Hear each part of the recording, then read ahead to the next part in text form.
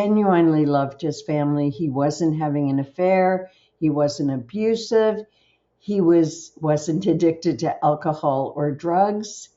He was addicted to being productive. Every minute of his day had to count for something. If he wasn't working, he wasn't fixing something around the house.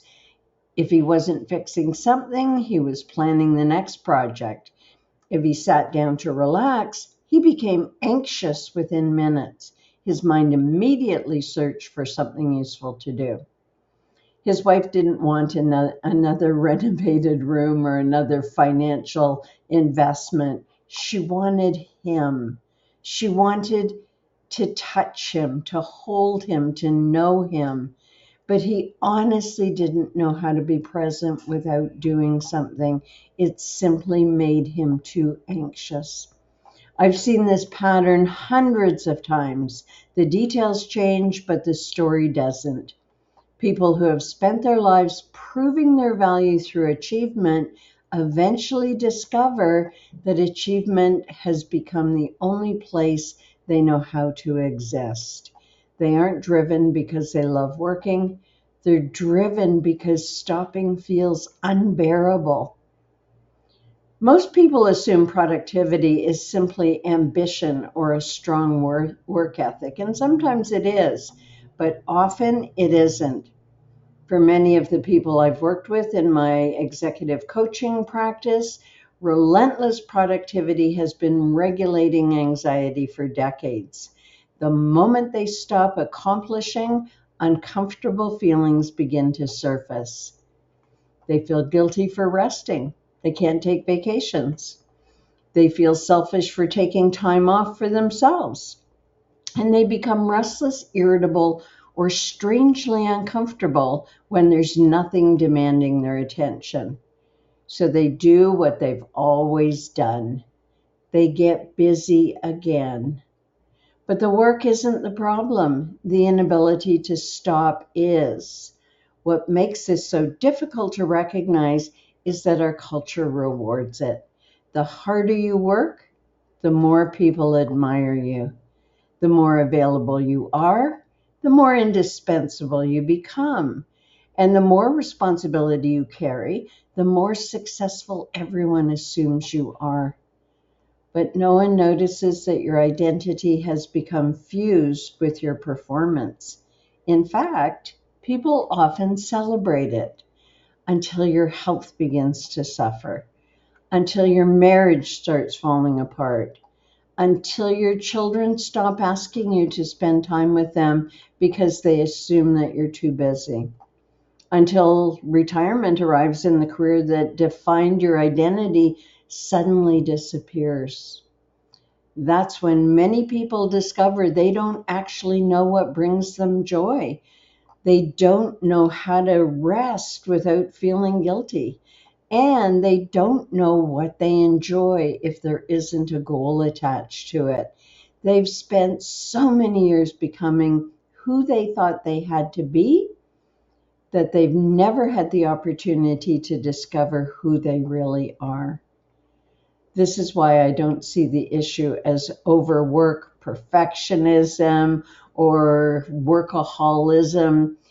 I see it as an adaptive identity. Somewhere along the way, many successful people learned that their value came from what they accomplished rather than from who they were. Achievement became the strategy that earned approval, admiration, security, or a sense of worth. And that regulated their anxiety.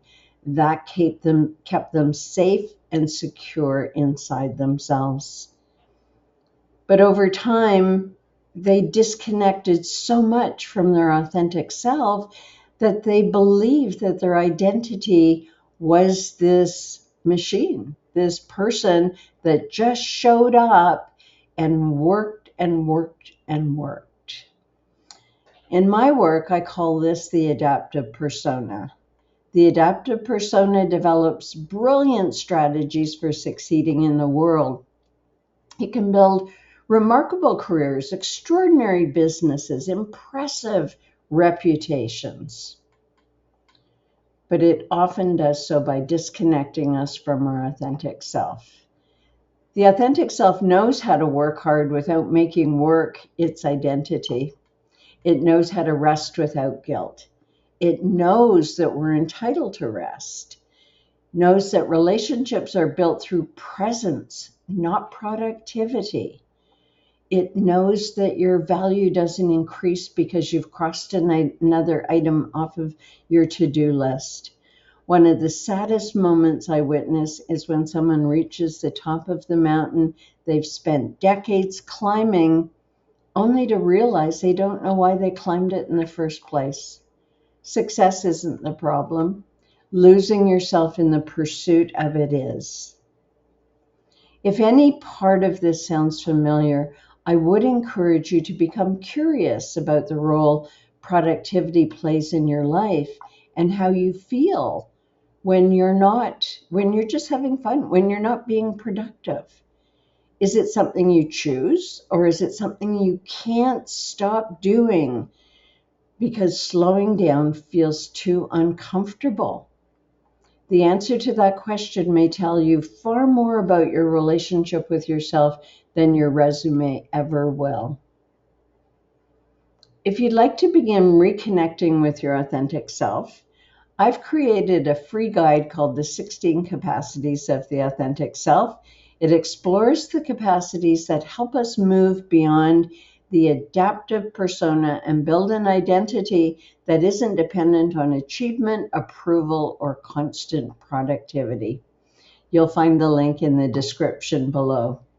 Thanks for listening, and if you need some help in this area, feel free to reach out at and@Dranitsaris.com, also in the link below.